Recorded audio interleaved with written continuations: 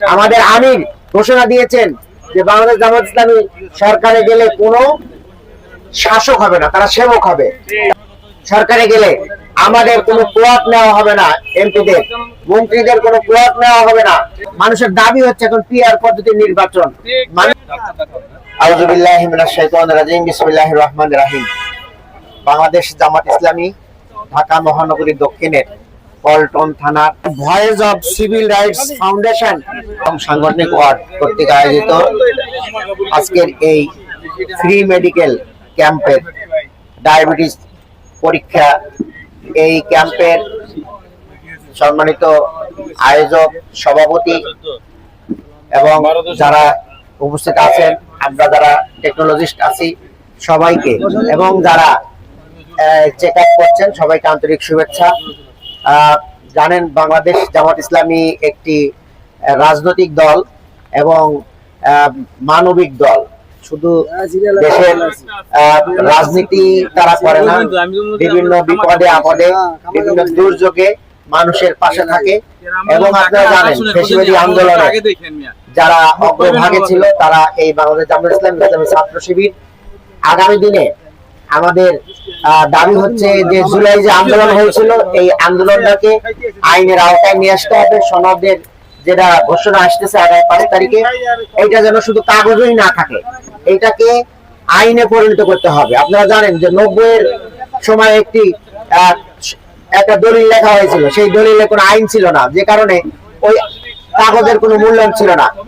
আর এর আগে যারা এরকম সংশোধনী করেছিল, আপনারা জানেন শহীদ প্রেসিডেন্ট জিয়াউর রহমান, তিনি 5ম সংশোধনী করেছিলেন, সেটা আইনে পরিণত করেছিলেন, যে কারণে এই ফ্যাসিস্ট শেখ হাসিনা এই 5ম সংশোধনীকে বাতিল করার পরেও সেখানকার কিছু কিছু আইনকে তাদের রাখতে বাধ্য হয়েছে।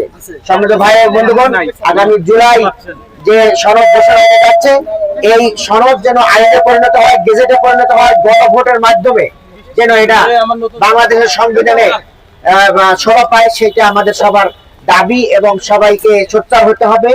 এবং আগামী দিনে একটা সংস্কারের মাধ্যমে একটি কার্যকর নির্বাচন যেন হয়, সেই নির্বাচনের মাধ্যমে দেশের মানুষের আকাঙ্ক্ষার প্রতিফলন ঘটবে। অনেকেই শুধুমাত্র নির্বাচন চাচ্ছেন, কিন্তু সেই কোনো পরিবর্তন চাচ্ছেন না। আসলে এই পরিবর্তন যদি না হয়, তাহলে এই চাঁদাবাজির পরিবর্তন আসবে না, এই দুর্নীতির পরিবর্তন আসবে না। আসুন আমরা সবাই মিলে এই দেশকে ভালোবাসি, দেশকে আমরা ওন করি, দেশের মানুষের জন্য কাজ করি, শুধুমাত্র নিজেদের আখের গোছানোর জন্য কাজ না করি। আমরা এখন সরকারে যাব যে আমাদের নিজেদের কি উন্নয়ন হবে সেটা, কিন্তু দেশের কি উন্নয়ন হবে, এখানে মানুষের ভোটের কোনো মূল্যায়ন নাই। এই জন্য মানুষের দাবি হচ্ছে এখন পিআর পদ্ধতির নির্বাচন। মানুষের দাবি হচ্ছে এখন লেভেল প্লেইং ফিল্ড করা, অর্থাৎ সবার জন্য সমান অধিকার নিশ্চিত করা।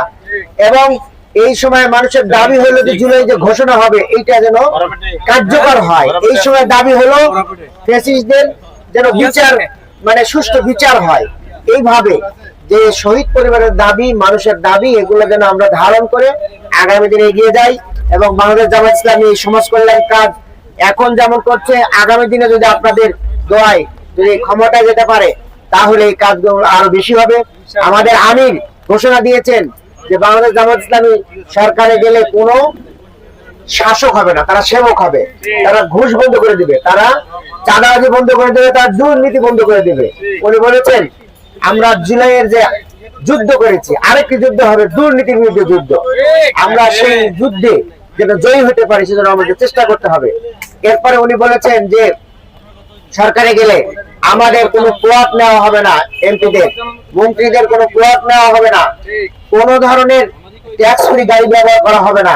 এগুলো কথায় না, এটা কাজে পরিণত করা হবে। আপনারা জানেন যে আমাদের আমির সাহেব অসুস্থ, ওনাকে সবাই পরামর্শ দিয়েছিলেন যে আপনি দেশের বাইরে চিকিৎসা নেন, কিন্তু উনি বলছেন যে এই দেশের রিক্সাওয়ালারা কি বাইরে যেতে পারে, এই দেশের মেহনতি মানুষ কি বাইরে যেতে পারে?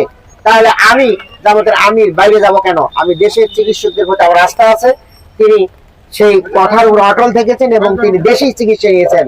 এবং সবাই দোয়া করবেন উনি যেন দ্রুত সুস্থ হয়ে আপনাদের মাঝে ফিরে আসতে পারে, আমাদের মাঝে ফিরে আসতে পারে। আজকের এই দুর্যোগের মধ্যেও যে আপনারা আমাদের সহযোগিতা করেছেন এবং আমাদের voice of civil rights foundation যে কাজটা করছেন আমি তাদেরকে স্বাগতম জানাচ্ছি এবং আরো বেশি বেশি এই ধরনের আয়োজন করার জন্য আহ্বান জানাচ্ছি এবং যারা সহযোগিতা করছেন সবাইকে মোবারকবাদ জানিয়ে আমার কথা এখানে শেষ করছি। আসসালামু আলাইকুম ওয়া রাহমাতুল্লাহি ওয়া বারাকাতুহু।